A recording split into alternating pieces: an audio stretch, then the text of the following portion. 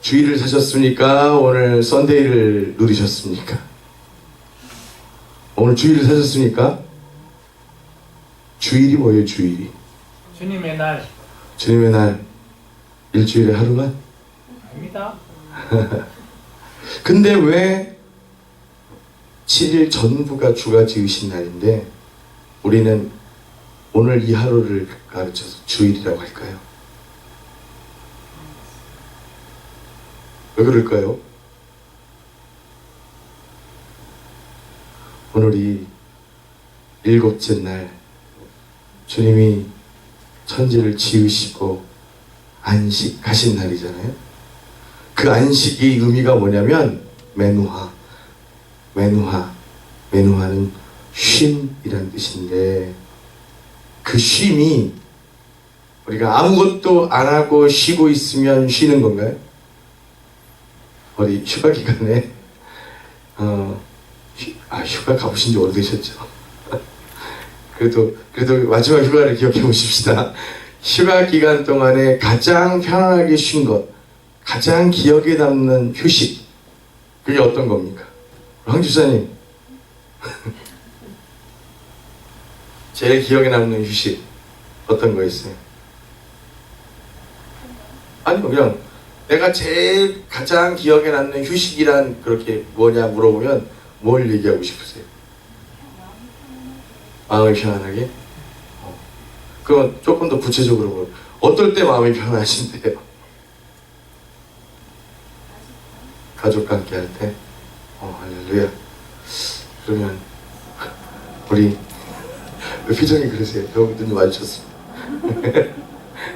우리 막 에스더 1, 2, 3 이렇게 불러야 되나? 누가 원인지, 2 알았어요. 우리 에스더 2. 네. 언제가 가장 편안하고 행복한 휴식이었습니까?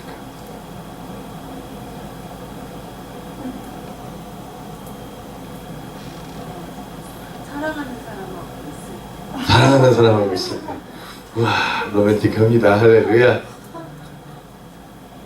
정답입니다. 정답. 여기에 나오는 메누하, 쉼은, 그 쉼의 본질적 의미는 주와 함께 할 때만이 진정한 쉼을 누린다는 뜻입니다.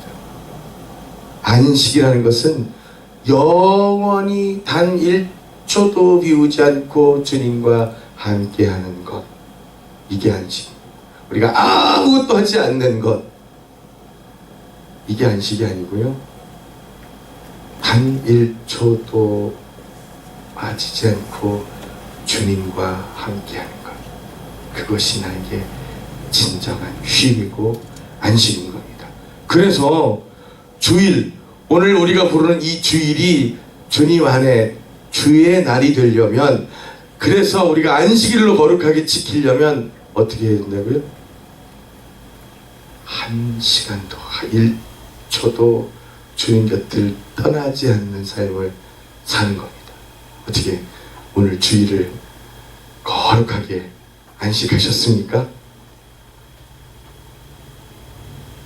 갑자기 아까와 좀 상황 달라지셨습니다. 어떻게 오늘 시간, 여태 시간 지금까지 봐서 20시간 지나갔다고 치고 20시간 중에 한 10시간 주일로 지키시고 10시간은 썬데이로 사셨나요? 우리가 주의 날을 기억하기 원합니다. 그것이 주님과 함께하는 것입니다. 그래서 우리의 삶이 매일매일 주일이어야 되겠습니다. 오늘만이 아닙니다. 매일 매 순간이 주의 날이고 주의 시간이기를 예수 이름으로 축복합니다. 오늘 나눠야 될 성경 본문은 사무엘하 12장입니다.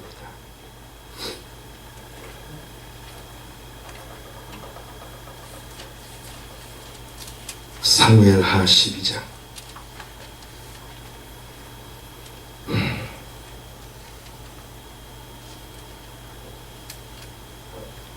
7절부터 볼 건데요.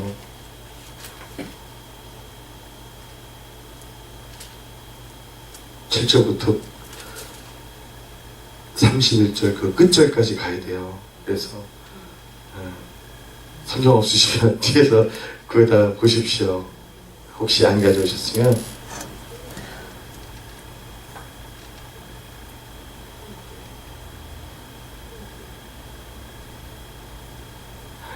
얘들이 지금 한국말을 잘 못 알아. 오, 쏘리. 언더스탠이 안 돼서 오. 이렇게 좀 듣는데 얘는 좀 더하고 그래서 지금 언제 끝날까? 근데 it's gonna be one more hour. Unfortunately. Sorry. 자, 12장 7절부터 읽을게요. 이 성경 구절 보기 전에 제가 좀 나누기 원합니다.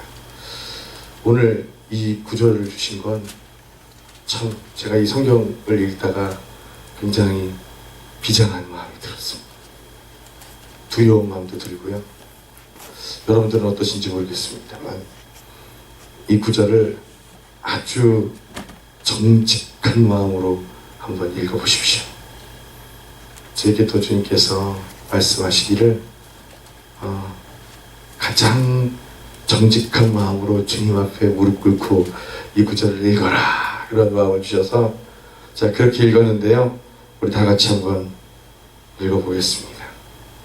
나단이 다윗에게 이르되 당신이 그 사람이라 이스라엘의 하나님 여호와께서 이와 같이 이르시기를 내가 너를 이스라엘 왕으로 기름 붓기 위하여 너를 사울의 손에서 구원하고 내 주인의 집을 내게 주고 내 주인의 아내들을 내 품에 두고 이스라엘과 유다 족속을 내게 맡겼느니라. 만일 그것이 부족하였을 것 같으면 내가 내게 이것저것을 더 주었으리라.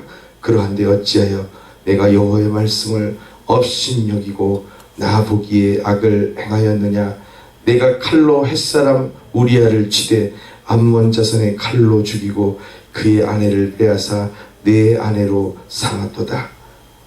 이제 내가 나를 업신여기고 햇사람 우리아의 아내를 빼앗아 내 아내로 삼았은즉 칼이 내 집에서 영원토록 떠나지 아니하리라 하셨고 여호와께서 또 이와 같이 이르시기를 보라 내가 너와 내 집에 재앙을 일으키고 내가 내 눈앞에서 내 아내를 빼앗아 내 이웃들에게 주리니 그 사람들이 내 아내들과 더불어 백주에 동침하리라. 너는 은밀히 행하였으나 나는 온 이스라엘 앞에서 백주의 이 일을 행하리라 하셨나이다 하니 아멘. 일단 여기까지만 먼저 읽겠습니다.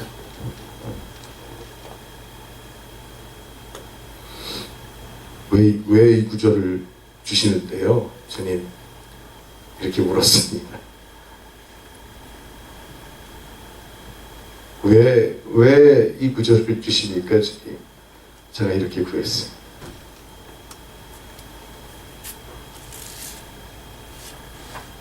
성령께서 제게 주시는 마음이 뭐였냐면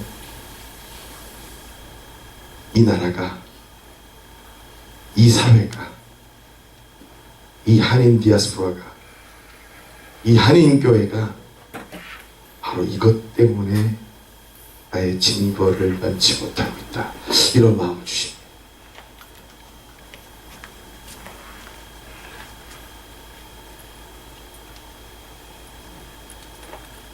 다윗은 양치기 소년에서 오직 여호와를 앙망하는 마음으로 그의 능력을 붙드는 믿음으로 그렇게 골리앗을 대적하였고 왕의 기름 부으심을 받고 사울에 이어서 두 번째 왕이 되었습니다.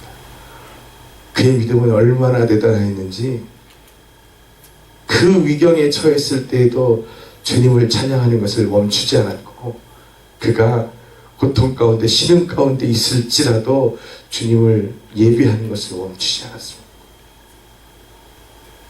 그리고 주님이 원하시는 것을 따르기 위해서 그는 어떠한 대가도 지불할 준비가 되어 있던 사람입니다. 그리고 그는 그렇게 하나님의 도우심으로 왕이 되었고 그 왕이 되어서 이스라엘을 더 굳건한 나라로 만들기 위해서 열심히 일하던 사람입니다. 많은 백성들의 존경을 받았고 사랑을 받았습니다. 그럴 만한 왕이었고 그럴 만한 위인이었습니다. 그런데 그가 단 한 가지 범죄를 하게 됩니다. 사실 이 당시에 보면 왕이 아내를 하나 두는 것이 흔한 일이 아닙니다. 훨씬 더 많은 아내를 소유할 수 있었고요. 실제로 많은 왕들이 많은 아내들을 가지고 있었습니다. 원하는 여인이면 누구든지 취할 수 있었고 왕이 하는 것은 수치를 모른다 하는 말이 있을 정도입니다. 그런 다윗이 다른 이의 아내를 욕심냈습니다.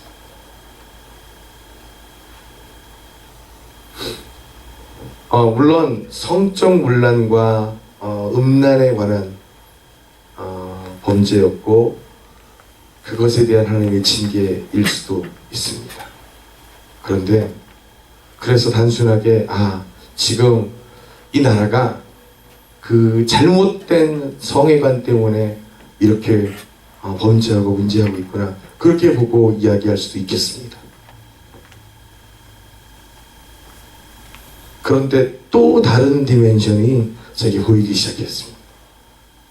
어떤 것이냐면 결국 양치기였던 다윗은 왕이 됨으로써 모든 것을 소유하였지 않습니까? 왕이 뭡니까? 그 모든 것을 소유한 사람 아닙니까? 그런데 하나님께서 지금 이렇게 얘기하십니다. 내가 너에게 그 모든 것을 부어주셨지 않느냐? 내가 모든 것을 더하여 주었지 않느냐? 그리고 그것이 부족하였더라면 내가 그것을 더 주지 않았겠느냐? 라고 얘기하십니다. 이미 충분히 가졌고 넘치게 소유하고 있고 필요한 것을 더 주실 의사를 가진 하나님 앞에서 그는 그가 소유한 것을 기뻐하고 감사하지 아니하고 그가 갖지 못한 것에 욕심내는 죄를 짓게 됩니다.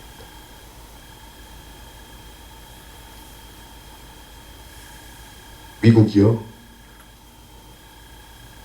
20세기 지금까지도 그렇죠. 미국이 전 세계를 서포트하고 있는, 리딩하고 있는 세계에서 가장 강력한 나라입니다. 미국이 다 가졌죠. 실제로 미국 대통령이면 세계 대통령이라고 할 정도의 그 힘과 권리를 가지고 있습니다. 그런데 미국이 얼마나 많은 힘을 가지고 있고 많은 자원을 가지고 있습니까? 하나님의 순종하며 성경 위에 손을 얹고 이 나라의 리더가 되어서 이 나라를 다스린 이가 세계를 다스리도록 하나님 이 땅 가운데 얼마나 물붓듯이 축복해 주셨습니까? 그런데 이 땅의 사람들이 그들이 소유한 것을 감사하고 그것을 주님께 찬양하고 예배하기보다는 그들이 갖지 못한 것들에 눈 돌리기 시작했어요. 마치 에덴 동산의 그 모든 것들을 다 누리고 소유하도 다스릴 수 있도록 하셨던 하나님의 배려와 사랑 가운데에서도 단 한 가지, 그것만큼은 따먹지 말라고 했던 선악과를 기어이 따먹어야만은 우리의 잘못된 선택과 판단처럼 이 땅은 지금 세상을 다스리고 통치하며 그 모든 것의 모범이 되어야 될 나라의 모습을 잊어버리고 우리가 소유하지 못한, 그래서 남에게 있을 법한 그것을 욕심내는 죄를 짓기 시작한 겁니다. 자유라는 이름으로, 인권이라는 이름으로 우리는 우리가 가지지 못한 것들을 마저 가져야 되겠다고 하나님 앞에 오히려 머리를 지켜세우기 시작했습니다.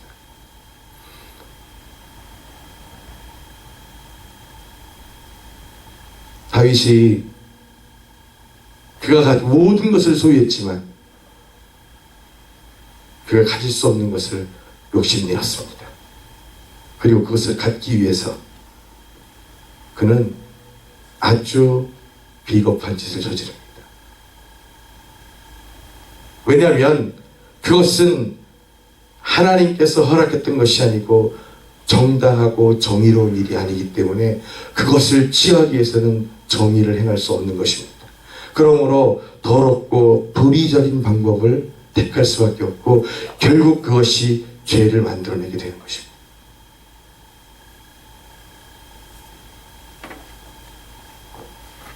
남의 아내를 마음에 품었는데 그 아내를 취하기 위해서 결국 그 남편을 대적의 손에 붙여서 죽게 만들지 않습니까? 우리 성경에도 나와 있는 것처럼 너는 그것을 은밀하게 행했지만 아무도 모르게 세상 사람들이 모르게 하면서 그 같은 범죄를 저질렀지만 하나님이 그것을 이미 다 알고 계시고 하나님이 그것을 이미 다 보고 계셨습니다.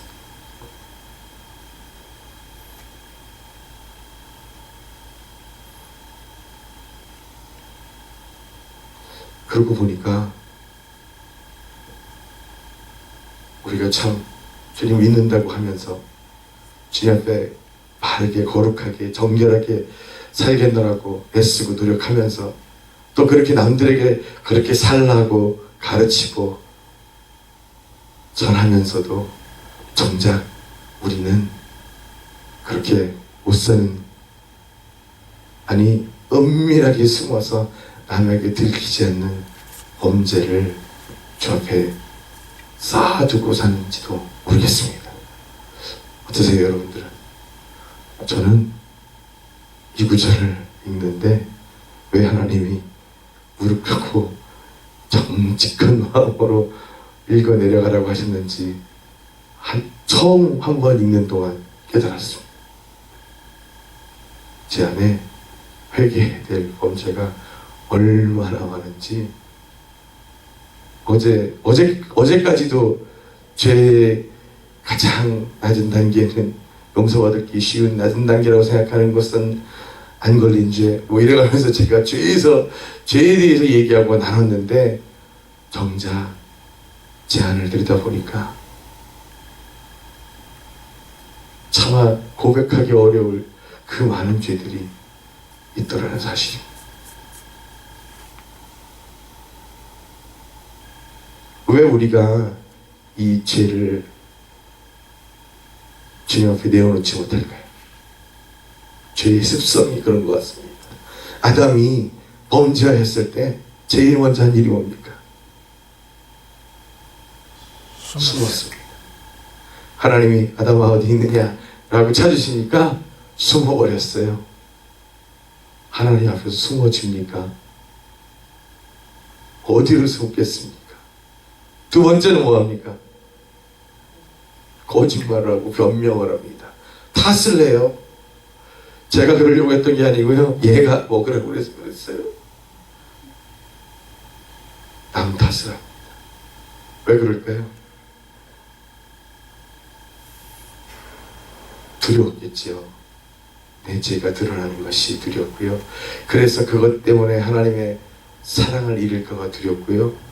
그것 때문에 징계당할까 봐 두려웠겠지요. 그러면서 우리는 그 두려움 때문에 또 범죄를 더해가는 겁니다. 변명을 하고 탓을 하면서.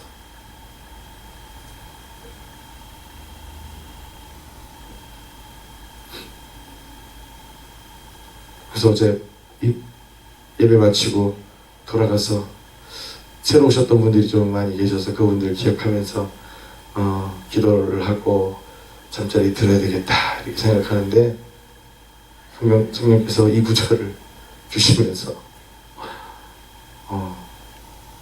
스스로의 죄에 대해서 다시 기억나게 하십니다. 그리고 그것을 이 입술을 통해서 전하라고 하십니다. 내가 다 보고 있다. 내가 그것을 다 기억한다. 내가 그것을 단 한 개도 놓치지 않고 이미 보았고 기억하고 있다. 와. 사실 제 안에 그런 죄가 있었습니다. 주님께서 세상 사람들에게 본인 스스로도 이것이 큰 죄라고 생각하지 않고 그렇게 쉽게 저질렀던 많은 것들이 있는 것을 보게 됩니다.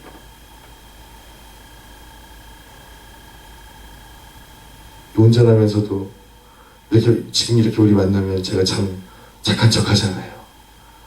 근데 혼자 운전하고 가면 차들 때문에 여기 미국 운전이 참, 한국도 운전 참 거칠게 하지만 미국은 참 운전을 못해요.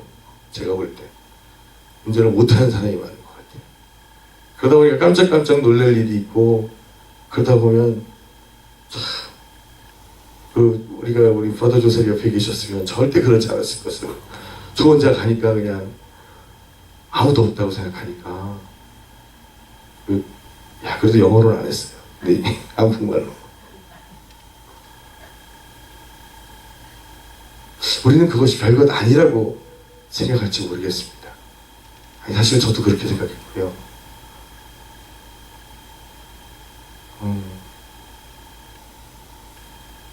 새벽 4시에 하나님 매일 깨우시는데, 제가 지난번 한국에 가서부터는 그게 어느 순간부터 믿음이 깨지더라고요. 그리고 깨우시는데 제가 반응해서 못 일어나더라고요. 그러더니 그게 이제 자연스럽게 아침 7시, 8시까지 늦잠으로 이어지는 것이 생겨버렸습니다. 일주일에 하루 이틀도 제때 안 깨워지더라고요. 집이 사는 거리가 멀어져서 새벽 예배를 못 지키는 게 아니고 그때 일어나지 못해서 못 지킨 거예요. 그런데 사람들 앞에서는 마치 이사를 갔기 때문에 못 지키는 양, 누가 그렇게 물어봐서 그렇게 대답을 안 했지만 그러는 양 그렇게 하고 있더라고요. 그거 말고도 너무 많이 있습니다. 작은 거짓말을 쉽게 그냥 편하게 대답하기 위해서 꼭 굳이 이렇게 구구절절 설명해야 될 필요가 없으니까 하고 그렇게 쉽게 해버리는 것들도 있었습니다. 근데 그것에 대한 우리의 반응은 뭐냐면, 그것을 하나님께서 우리에게 지적하시고 그것이 양심의 찔림으로 그리고 성령의 지적하심으로 우리에게 전해졌을 때 우리의 반응은 뭐냐면, 꼭 내 것이 아닌 것처럼 발뺌을 하기 일쑤고요, 변명을 하고 합리화를 하려고 하는 모습을 보게 됩니다. 어제 저도 그랬습니다. 시컷하고 집회하고 왔는데 사람들 위해서 기도하는데 하나님 이 구절을 보여주시더니 내가 네가 한 무슨 영화 제목도 아니고 네가 작년에 여름에 한 일을 내가 다 알고 있다고, 이것도 아니고 모든 것을 다 보고 계시다고 아신다고 하시는데, 저도 하나님 그래도 그 상황 가운데서 저도 주님을 따르고 지키고 주의 계명을 지키려고 노력한 것이 훨씬 더 많습니다. 그것을 보아주십시오. 그렇게 제가 주님 앞에 합리화하고 있는 모습을 보았습니다.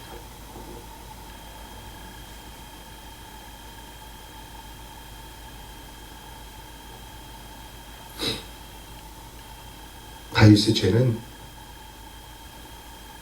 자신이 가지고 있지 못했던 것, 하나님께서 이웃의 아내를 탐하지 말라고 했던 것, 그 계명을 어기는, 그래서 그 다른 이의 아내를 취하기 위해서 다른 사람의 생명을 죽이는, 살인을 하는 죄까지 서슴지 않았던 죄를 지었습니다. 그리고 하나님이 주의 종을 보내서 그것을 전하게 하고 듣게 했습니다. 이때가 바로 은혜의 때입니다. 내 죄가 주님 앞에 드러나고 지적당하고 그래서 밝혀질 때 이때가 은혜의 때입니다.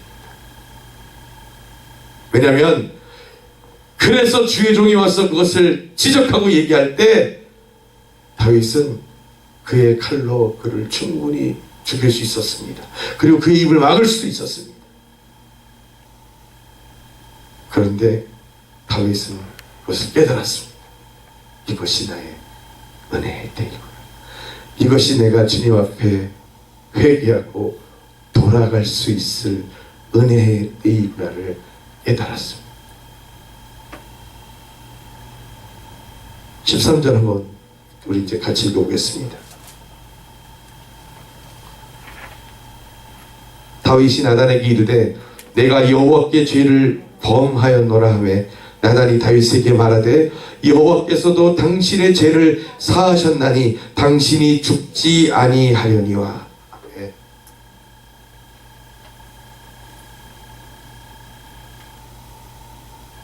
아담은 자신의 범죄 가운데 주의 부르심이 있을 때 숨었습니다. 그리고 변명을 했습니다. 그 죄를 감추고 싶었고 합리화하고 싶었습니다. 피하고 싶었고 숨기고 싶었던 것입니다. 그런데 다윗은 그것이 지적되었고 그것이 하나님 앞에 조명되었을 때 즉시 죄를 시인하고 내가 범죄하였습니다 라고 고백하게 됩니다.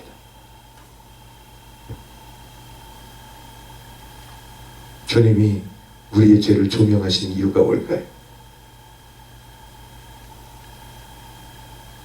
그 죄를 드러내서 우리를 부끄러움 당하게 하시고 우리를 창피당하게 하시고 그래서 그것 때문에 우리가 주님 앞에 머리를 숙이게 하기 위해서 이겼습니까?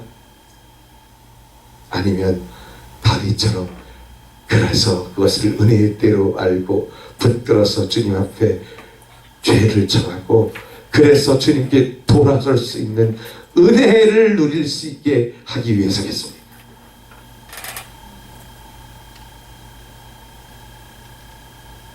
범죄하는 것은 잘못입니다. 주 앞에서 죄를 짓는 것은 잘못입니다. 그런데 그것보다 더 큰 잘못이 있다면 그 죄를 지적받았을 때 그 죄가 드러날 때에도 주님께 돌아서지 못하는 것이 더 큰 죄입니다.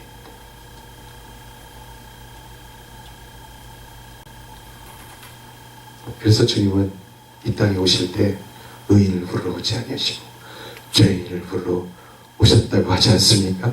우리가 그 죄인이므로 그래서 우리를 부르시고 그를 통해서 그의 핏값을 통해서 대신 값을 지불하심으로 우리를 되산과 만드시기 위해서 그래서 우리가 그 죄로부터 붙들려서 죄가 더 큰 죄를 낳는 것으로부터 그 고리를 끊고 온전히 주님께 돌이키기 위해서 하나님 자신이 인간의 육신을 입고 우리 가운데 오신 것 아닙니까?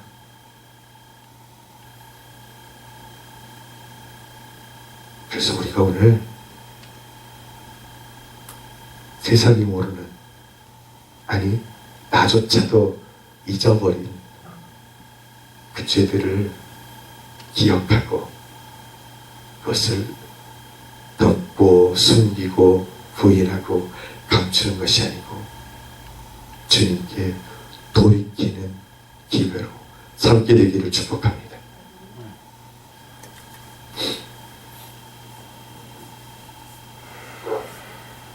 그럼에도 불구하고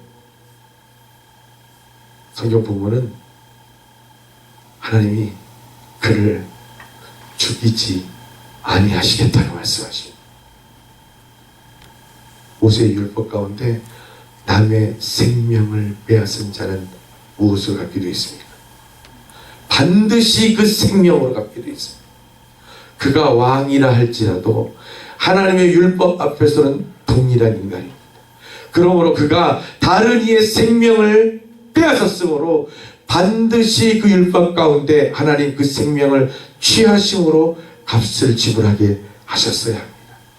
그것이 하나님이 우리에게 반드시 지키라 명하신 율법입니다. 그런데 그 아버지의 사랑이 그 죄를 고백하고 즉시 고백하고 돌이키기 원하는 그 아들에게 하나님 스스로 세운 율법보다도 더한 사랑으로, 그래서 그 율법을 적용하지 아니하고 죽이지 아니하시겠다고 하십니다. 이게 하나님의 사랑입니다. 사단은 네가 지은 그 죄 때문에 너는 주의 사랑을 받을 만한 자격이 없어. 너는 그래서 그것들 주의 은혜를 가지고 은사를 가지고 주의 사명을 감당할 만한 자격이 없어. 너는 그만한 그릇이 되지 못해. 너는 그만큼 거룩하게 삶을 살지 않았어. 너는 다시 회복할 수 없어 라고 이야기합니다. 그런데 우리 주님은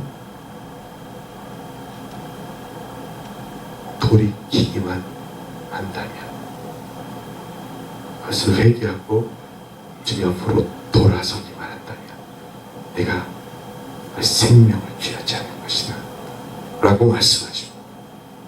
너에게 다시 기회가 주어질 것이다 라고 말씀하십니다.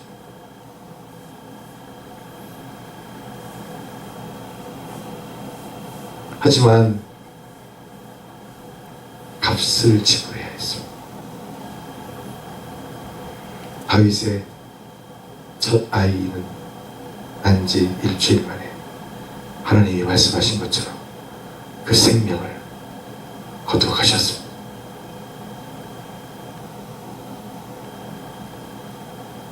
사실 하나님은 참 이해하기 어려운 분이신 것 같습니다. 하나님의 공의는 참 이해하기 어렵습니다.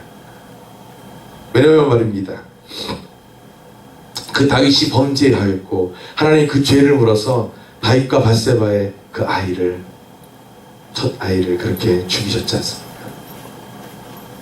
그런데 놀랍게도 그 둘째 아이는 이스라엘의 왕권을 잇는 아이로 세우셨습니다. 그게 누굽니까? 솔로몬. 참으로 놀랍지 않으십니까? 무슨 얘기냐면 하나님은 우리가 죄 중에 있었을지라도 그것을 돌이켜 주님 앞으로 회복하기만 하면 주님 예전만큼 사랑하는 것이 아니고 그 예전보다도 더 많이 부어주시고 더 많이 사랑하여 주시는 분이시라는 것. 주님은 반드시 그가 세우신 뜻 가운데, 그 역사하신 가운데 우리를 그 중앙에 놓기 원하십니다. 그 역사 가운데 우리를 들어서 쓰시기 원하십니다. 그래서 우리가 범죄하였을지라도 인내하시면서 기다리시고 돌이키기를 원하고 계시는 겁니다. 다윗은 주님 앞에 죄를 고백하였습니다. 그리고 어떻게 했습니까? 아이가 났어요. 아이가 태어났어요. 어떻게 했습니까? 7일 동안 그 뒷구절에 다 나와있죠. 금식하면서 애통하여 주께 부르셨습니다. 주님이 그 죄값을 이 아이의 생명으로 받으시겠다고 하셨습니다. 하나님 참 다윗의 생명을 뺏지 않으셨지만 아버지께서 약속하신 율법, 그 언약을 스스로 부술 수 없었습니다. 깨뜨릴 수 없었습니다. 그래서 누군가 그 값을 생명으로 지불해야만 했고 하나님 그 어린 생명을 통해서 값을 지불하게 하셨습니다.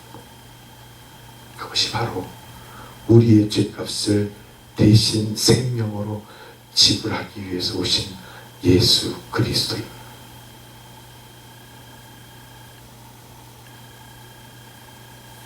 우리 좀 에스더 원 에스더 원이시죠 이제?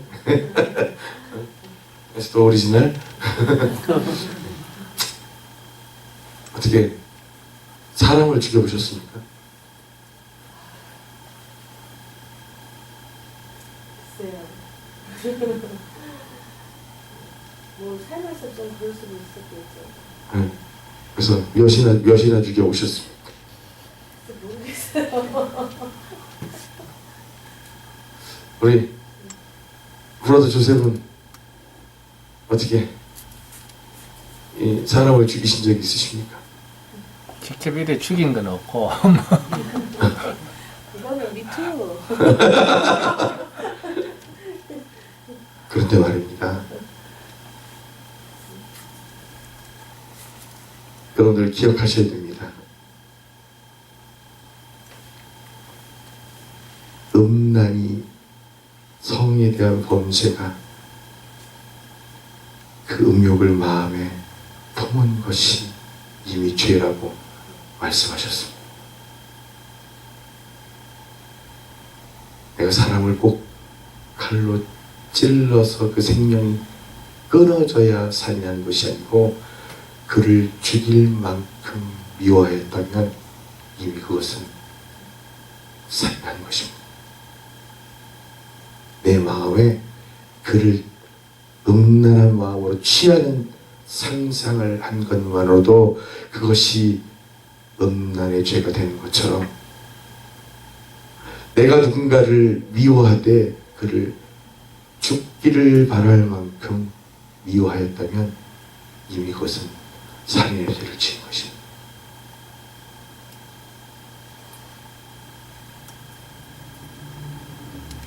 내가 누군가의 생존에 절박한 도움을 청하는 것을 듣고도 그것을 모른 채 했다면 그것은 그 생명을 살인한 것입니다.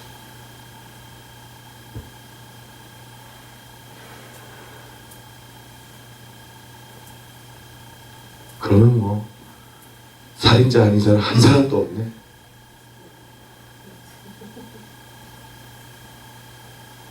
그래서 주님이 우리를 위해서 오신 겁니다.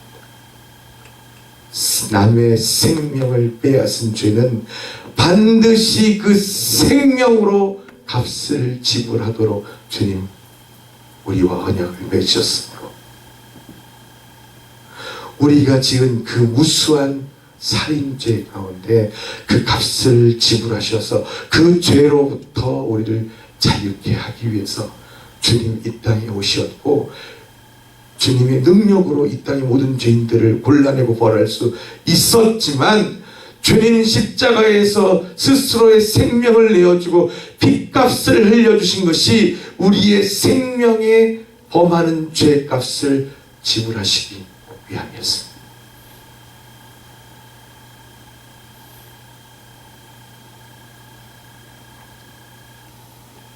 저는 여전히 매일매일 많은 사람들을 죽이고 있습니다.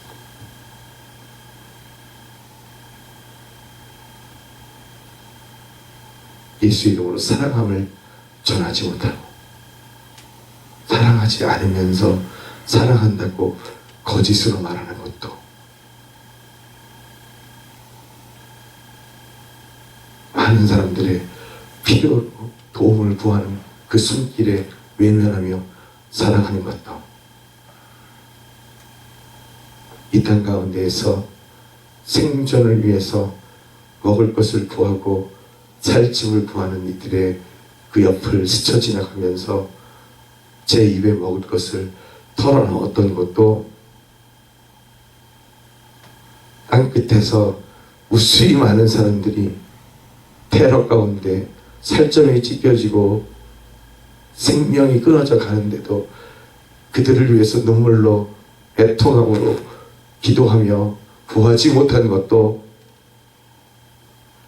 우리는 그들을 죽이는 일에 동참하고 있는 것입니다.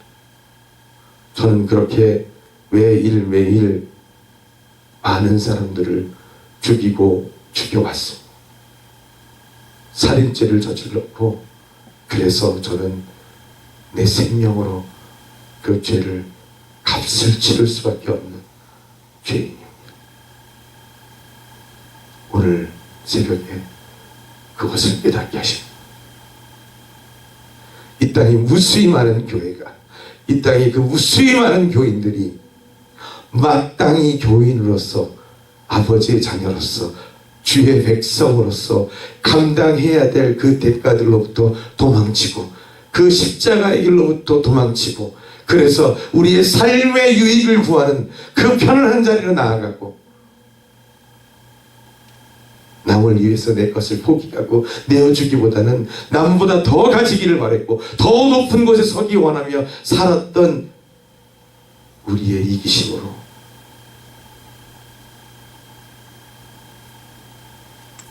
그래서 주님 가시면서 우리들 손에 우리 주변에 많은 이들 잃어버린 양들을 내 형제라고 맡겨주시고 그들을 나에게 하는 것처럼 대해주라고 하시면서 부탁하고 가셨는데 그렇게 외면하고 살았던 나는 주님 앞에 죄인이었고요. 그 죄를 고백하지 않고서는 살 수 없는 죄인임에도 그것이 죄인지조차 느끼지 못하고 고백하지 못하고 살아가고 있었습니다. 오늘 여러분들은 어떠십니까? 혹시 주의 날에 교회를 향해 예배를 향해 가면서 아직 주를 알지 못하고 영접지 못한 내 다른 가족 식구들의 그 옆을 그냥 스쳐 지나가거나 그 이웃의 집을 그냥 스쳐가지는 않으셨습니까? 오늘 저녁 주님이 오신다면 어떻게 하시겠습니까?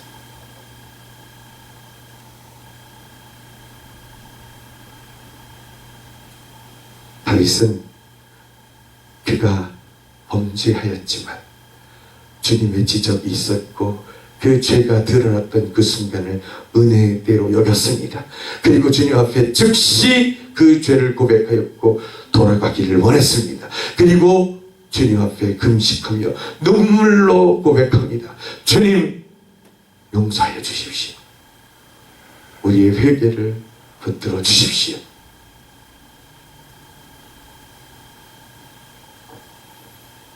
생명이 값으로 지불되었습니다. 그 아이는 무슨 죄입니까?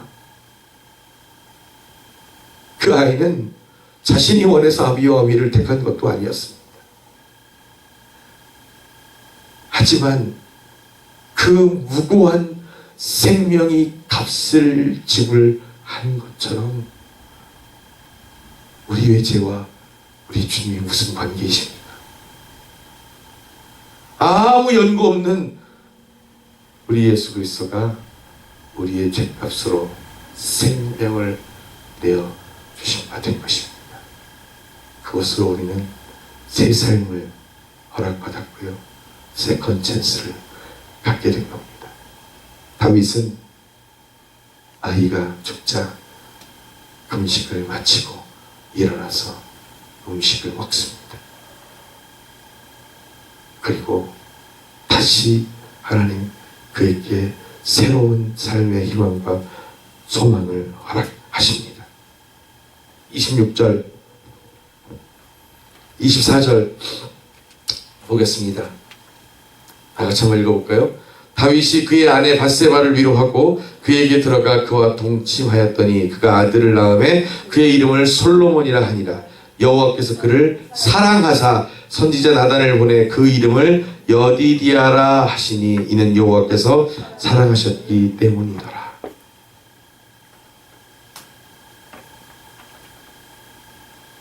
주님 그를 용서하실 때, 그 죄를 용서하실 때 어떻게 하셨냐면 그 이전보다도 더 크게 축복하여 주십니다. 위로하여 주시고 세워주시고 격려하여 주시고 축복하여 주십니다. 사랑하여 주십니다. 이게 아버지의 용서입니다.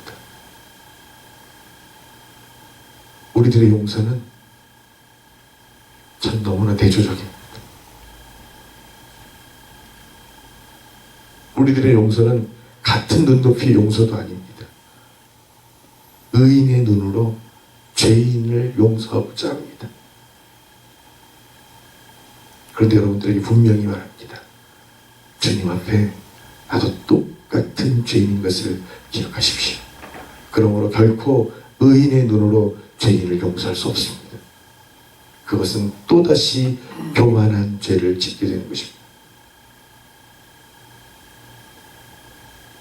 죄인의 심정으로 같은 죄인을 위해서 붙들고 그 죄의 값을 함께 청하고 필요하다면 내가 그 죄를 대신 갚겠노라고 선택하고 그 삶을 진정으로 축복하고 축복할 수 있을 때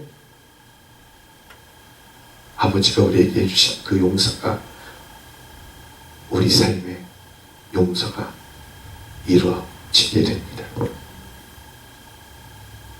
그것이 주님이 우리에게 바라시는 용서의 의미입니다. 내가 너의 죄를 기억하지 않겠다. 더 이상 책임을 묻지 않겠다. 의인의 눈으로 죄인을 용서하는 것입니다. 내가 너와 같은 죄인이었다. 아니 내가 너보다 더한 죄인이었다. 그래서 내가 너의 죄를 물을 자격이 나에겐 있지 않다. 그렇지만 그 죄 때문에 네가 얼마나 고통스러웠느냐. 그 죄 때문에 네가 얼마나 아파했느냐. 내가 더 큰 죄인이므로 그것을 안다. 그래서 내가 오늘 너의 죄로 인해서 함께 목 놓아 울기를 원한다. 그래서 우리가 함께 더불어서 주님 앞에 외치고 그 죄를 구하고 돌이키기를 원한다. 값을 지불해야 한다면 내가 그것에 값이 되기를 원한다. 그렇게 주님 앞에 구하고 구할 때 내가 값이 되어져서 내가 너보다 먼저 주님 앞에 부르심을 받더라도 너는 이 땅에서 그것으로 축복받기를 원한다. 이게 우리가 하나님의 용서를 받는 것 아니겠습니까? 그래야 우리가 세컨 찬스를 갖는 것 아니겠습니까? 하나님이 내가 네가 한 모든 죄를 기억한다. 하지만 앞으로 두고 보겠다. 그렇게 하신다면 우리가 과연 그 사랑을 진정으로 느끼면서 살 수 있겠습니까? 오늘 여러분들에게 예수 이름으로 권면하며 축복합니다.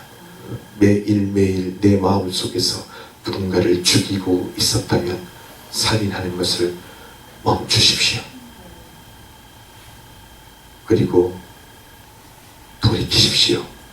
주님 앞으로 돌이키십시오. 주님 앞으로 돌이키셔서 그 사람을 의인의 눈이 아니라 죄인의 같은 심정으로 용서하기 위해서 값을 치르고 축복하기 위해서 그렇게 사랑하며 용서하기 위해서 성령의 도움을 구하십시오. 26절부터 31절까지 다윗이 이제 다시 전쟁에 나가게 됩니다. 그 주변국들을 쳐서 쓰러뜨리고 복속시키게 됩니다. 이렇게 주님은 다시 다윗을 통해서 그에게 더욱더 강력한 왕권과 권세를 붙들어 주십니다. 오늘 우리가 회복의 비밀을 깨닫기 원합니다. 내 죄가 드러나는 것이 은혜입니다. 내 죄가 나타나는 것이 축복입니다.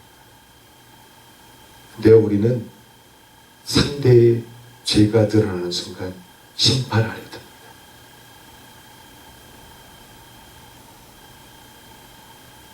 특히 부부간에, 남녀 부부간에 상대의 죄가 드러나는 날 우리는 심판을 맞이하게 됩니다.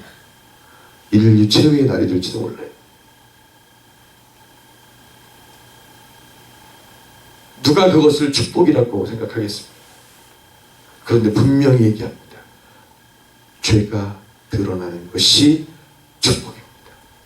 그 죄를 반복하여서 그 죄로부터 벗어나지 못한 채 끝까지 가면 그 영혼이 죽기 때문입니다. 죄가 드러나서 주님께 돌이킬 수 있게 되는 것이 축복입니다. 죄가 드러나는 것을 부끄러워하지 아니하고 두려워하지 아니하고 감사할 수 있는 믿음이 되기를 원합니다. 죄를 만나면, 죄가 드러나면 변명하지 아니하고 즉시 주님 앞에 돌이키게 되기를 축복합니다. 그리고 진정으로 죄의 값을 치르도록 구하십시오.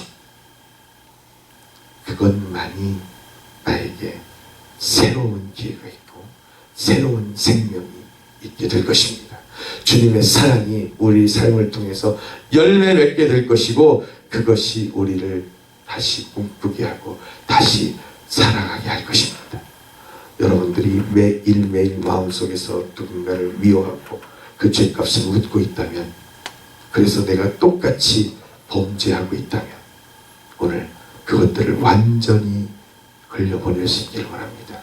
왜냐하면 내가 더 큰 죄인이기 때문에.